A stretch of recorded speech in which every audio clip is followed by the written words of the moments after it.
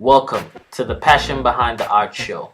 It's all about diving in with individuals to learn the story behind their passion. It's your host, Daryl Pinna. Now, I have a bunch of new stuff that I'm planning to do a bunch of giveaways. I really did a few giveaways leading up to Creative South, and I really enjoy just giving away stuff. So go to passionbehindtheart.com to sign up, and I'm going to be doing exclusive shows and giveaways and discounts and just giving back to you awesome people that have been listening to this podcast. Thank you for everyone that purchased a shirt from Cotton Bureau, the podcast shirt from Cotton Bureau. Can't wait to see you guys. Once you get your shirt, share a pic with you wearing it, and you may just get something. Matter of fact, you are. So share a pic once you get your Passion Behind the Art shirt, and something will be on your way. And just hashtag Passion Behind the Art, or tag the podcast handle, which is PBTA Podcast. Alright, so let's jump into this week's episode. Another awesome individual.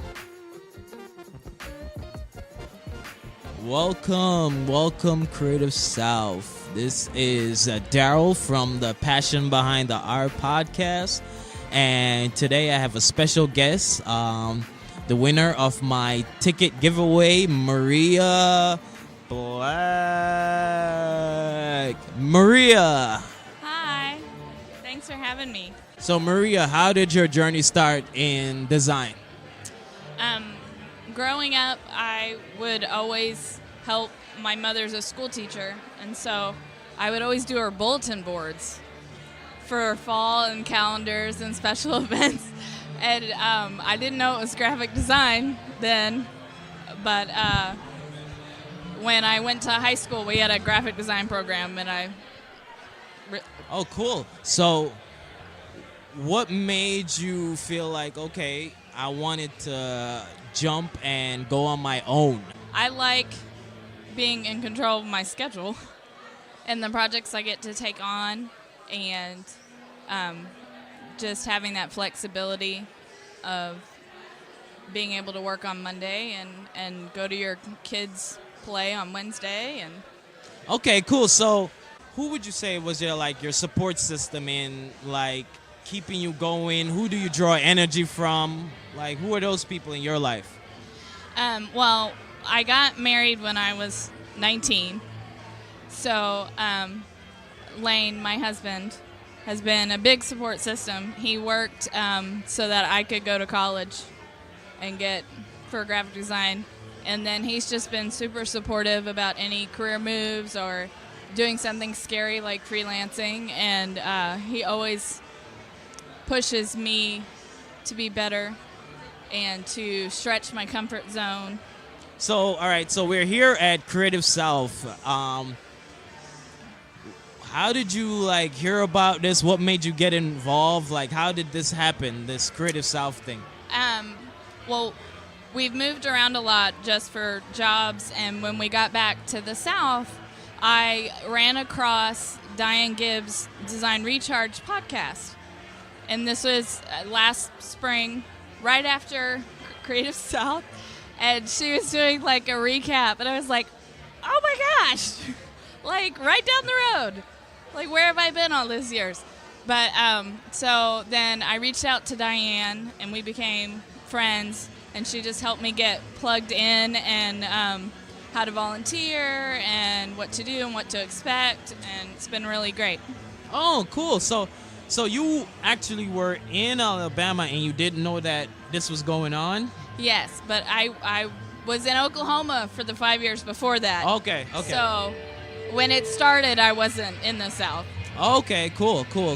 So all right, so now you're at Creative South, so this is your first year. What do you think? It's really great. Everybody's really friendly. You can just walk up and have a conversation with anybody. it's a little overwhelming for my introvert self, but everybody's really great, and just hey, come to lunch with us, or come sit with us and watch these talks. And there've been some phenomenal people on stage. So. Oh, awesome. So, what would you say, like, in your journey of being a creative or just in life, what would you say was the hardest struggle you had to overcome? I would say the hardest struggle, the obvious one is time. You never have enough time for what you want to do. But sometimes self-doubt creeps in. You might be comparing your artwork to somebody else, and it makes you doubt yourself. But we're all on our own journey, and we have to remember, I'm walking my own path that might not look the same as my neighbor, even though their work is beautiful and phenomenal and you're jealous. But you just keep working on the art that you want to produce, and you get a community around you that will give you good feedback and help push you out of your comfort zone and go further, so you can have breakthroughs and you can build up confidence and not doubt yourself so much. Awesome. So now, how long have you been working on your own? How long have you been running? I've been on my own for about full-time 5 years. Nice. And then I did side gig freelance all through high school and college. And even when I had a full-time gig, I couldn't let it go because it's nice being able to pick up extra projects on the side. So the famous question that every designer is asking, how do you get clients?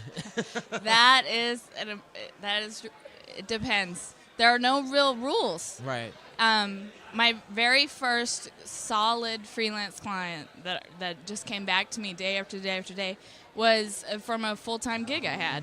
And I reached out to my old supervisor and was like, I'm freelancing. Do you need any help? Is there any work that I can help you with? And she said yes. And now it's been 8 years. Nice. Freelancing with them as a client. And you build that credibility with them, and they'll word of mouth. And I've responded to job ads. You build a relationship with someone, and then they'll trust you to do some work. Because working remotely, people really need to know you and trust you instead of you're just some person behind a screen. They know you care about the project, and you want it to be successful, that you're in it too. Right. And you're not just, a pixel pusher. So, best practices, what would you say, I know there's no real reason, but best practices for communicating with clients and, leaving a good impression after. Okay. So your best practices would be to always be honest and upfront about money, about timeline, about your capabilities. If you partner with somebody, a web designer, you can tell them that. I have a team, an awesome team that I work with, or they're not designers. A lot of the times your clients aren't designers.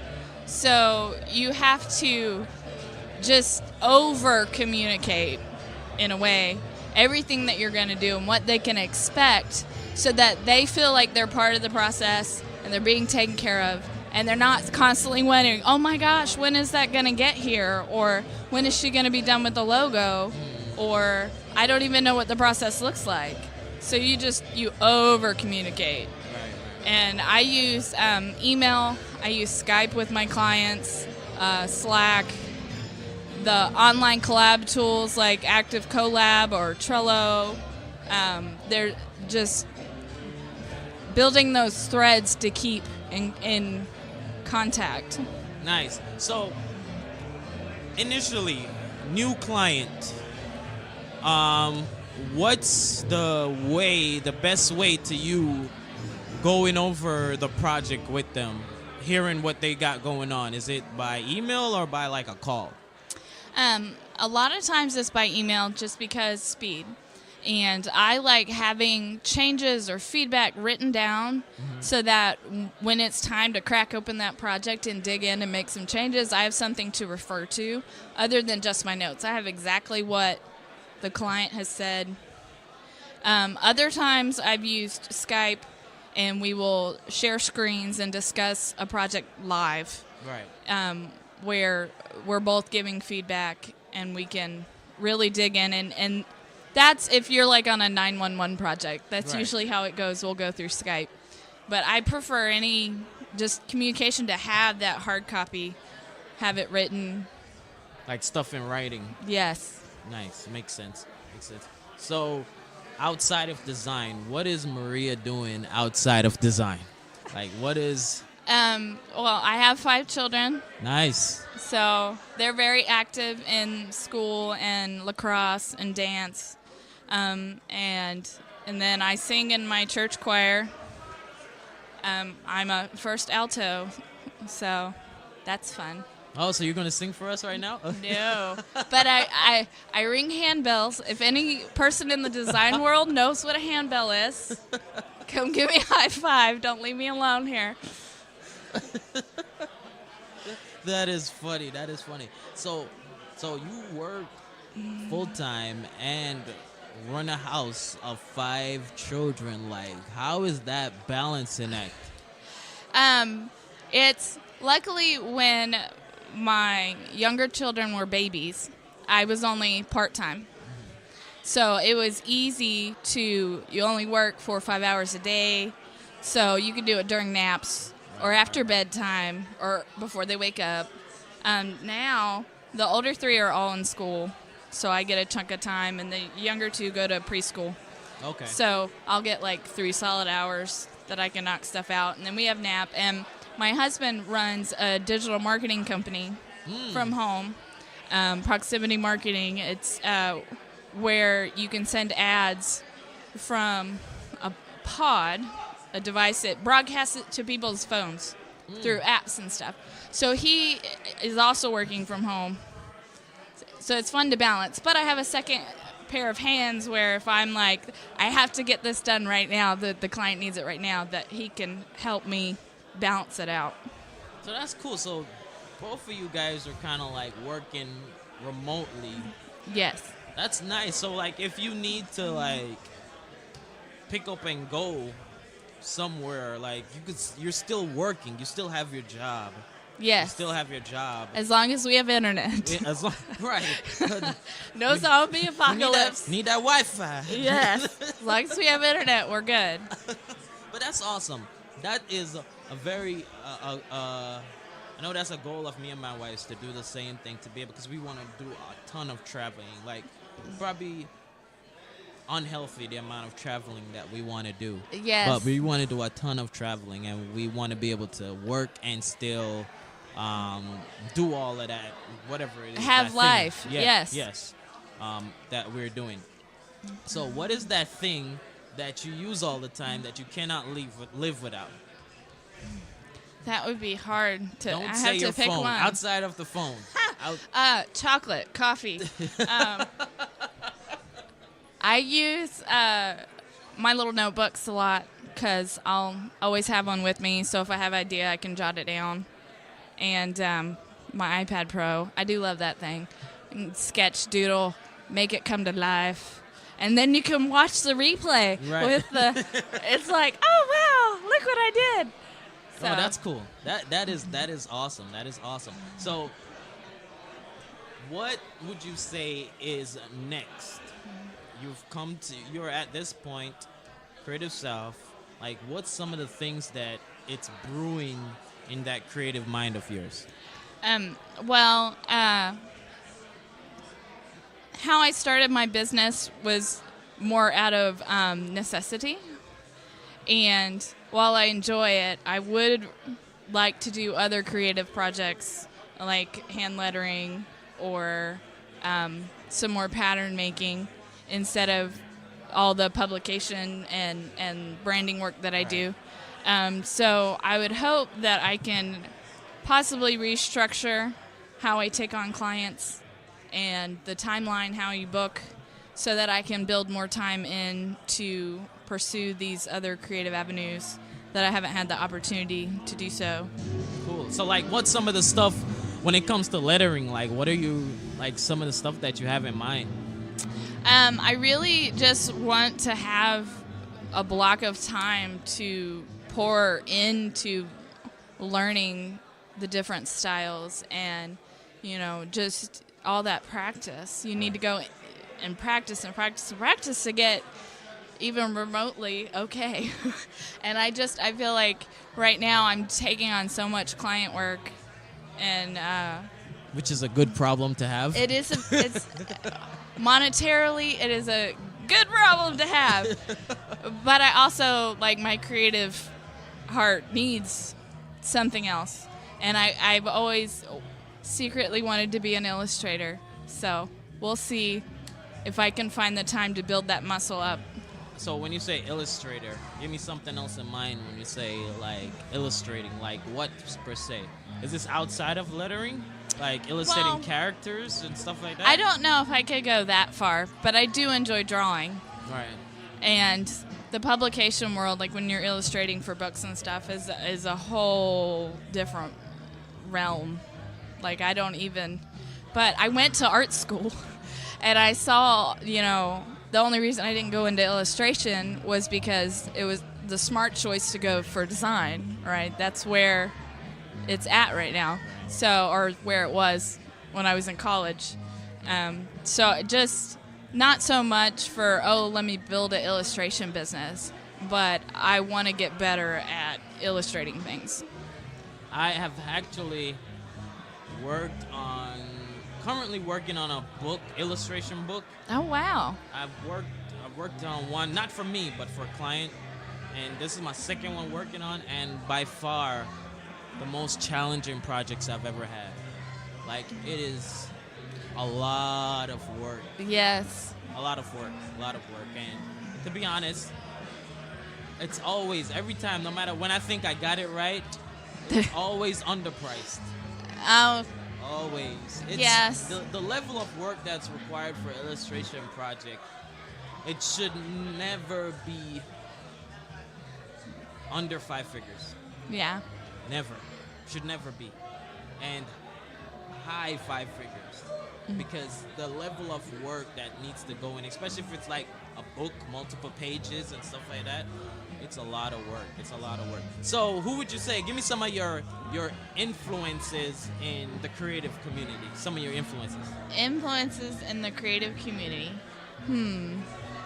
Well, I attended Peter Del Tondo's business workshop, which some of the stuff he talked about I kind of knew just from trial and error of doing my own. I was like, yeah, I kind of learned that lesson. But some of it was really good in how he structured things and how he deals with clients and finds work. It was very unique. So I look up to him from a business standpoint. And then creatively, I don't know. There's so many amazing artists here. It's hard to be like just one. Yeah, it's a lot of people here, and it's good to kind of get to talk pick someone's brain. I was talking to someone, and she's like super under the radar. Like, she doesn't have a lot of followers or anything like that, but like she is 100% full time, and like she's pushing serious gross. She's grossing serious money. Oh, wow. And I'm like serious money. Like, and she's like under the radar. So it's just like, and it's about making those relationships. You don't always have to be online and have followers if you have friends in the industry. Like a thing that I'm trying to learn. I'm noticing, and I'm picking up on it, that because I know people on both spectrums. I know people that have a large amount of followers and are not really making any money, like quadruple times what I have. I wasn't even on Instagram till like a year ago because I wanted to start practicing the lettering, and I felt it held me accountable if I was on there and I had to post and people saw it, like I wouldn't push it off until tomorrow because I was tired or client work got in the way. Got you. So I feel old because I've only had an Insta for a year. I mean, I thought it was just for teenagers. And then I finally got on there. I was like, oh my gosh, there's all these amazing artists. Like, oh, where have I been? I've been living in a cave. Are you apparently. kidding me? I'm not. Like, but that's crazy. I think since I've been to the conference here, I would like to say about 4 people I ran into, like, either they've never used Instagram or they have no idea. They have an account, but they have no idea how to use it. Oh. Well, I at least understood how to use it. I think you do. You are a monster on social media. Monster. I feel guilty sometimes, though, because if I have a really busy week, I won't post. But I feel like what makes you so good is that I feel like you're doing it for the right reasons. Like, you're not necessarily out there trying to... Of course, no lie, full disclosure, everyone wants more followers. Well, yeah. Because, in the long term, 10, 15 years from now, it's going to be of a greater value, right? Yeah. The industry, this whole idea of followers and stuff like that is going to be a way of how you're legitimized in the long term. Mm-hmm.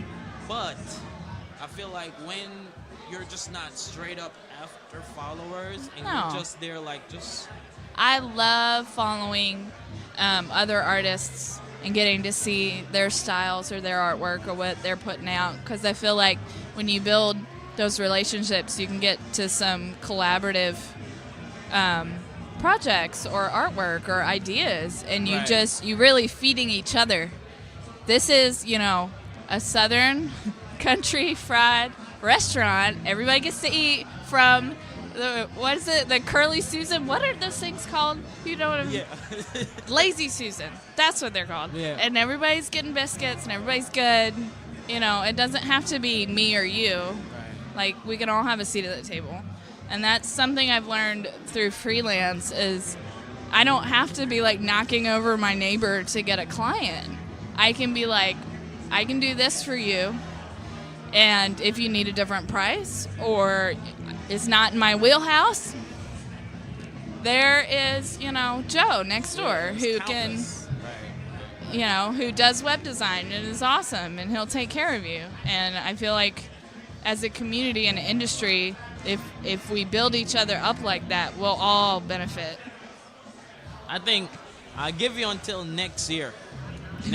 By next year this time, remember, it's stamped, it's approved. By next year this time, I feel like you're just gonna grow so much in the social media atmosphere. Oh, I feel we'll see. Nah, I feel like an old person on social media. Say again? I feel like an old person. It's like what. I live in a college town, so there's a lot of 12-year-olds walking around acting like college kids. And you hear them talk, and you're like, I am so old. Oh, my gosh. Like, I don't understand what they're saying. Or, like, I was listening to the radio on the way over with my commute because I didn't have Spotify or any that I usually listen to on the computer. And there was all these songs I didn't know who they were by because I hadn't listened to the real radio in so long. That's crazy. That's what happens when you freelance. You're sheltered because you're doing too much work and you don't keep up with the times. But you know what I mean? Like, it's like catch-22. It's like you have to do what you got to do to get where you want to get, or just to simply make ends meet. You know what I mean? When the buck stops with you, it's like, forget about this other stuff. Like, I literally got to take care of my family. Yes, and when the boys, my younger two, are 4, and he'll be 3 next month. So when they were babies, like, all I did was client work, babies, client work, babies, client work, babies.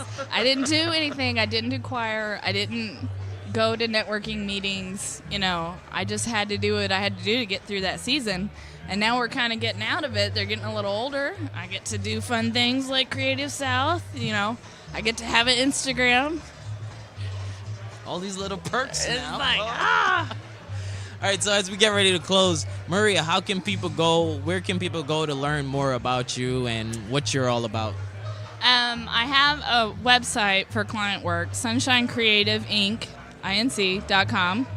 I'm on Instagram as Sunshine Creative _Inc. and Twitter, Maria JB Design, because I've actually had Twitter for a long time. That's. Well, it was super awesome to have you on the podcast, and more importantly, it was super awesome to meet you. Like, y'all, Maria has been like a super supporter, and you know, she's just awesome, man. She's an awesome person, and go check her out. That you can learn more about her, what she's doing. Maria, thank you for coming on. Oh, thank you for having me. Awesome. Well, guys, that was Maria Black, which she also has an awesome name. Like, that name is legit right there. That's like a staple. It sounds like some kind of staple. Maria Black. Thanks for listening to this week's episode. Go to passionbeyondtheart.com to learn more about what's going on and to be a part of the Facebook group, the giveaways, and much more. Especially the in-depth shows that's coming up. Those will be exclusive shows. They'll be very in-depth to a particular subject matter. Alright, so go to passionbeyondtheart.com. Be blessed.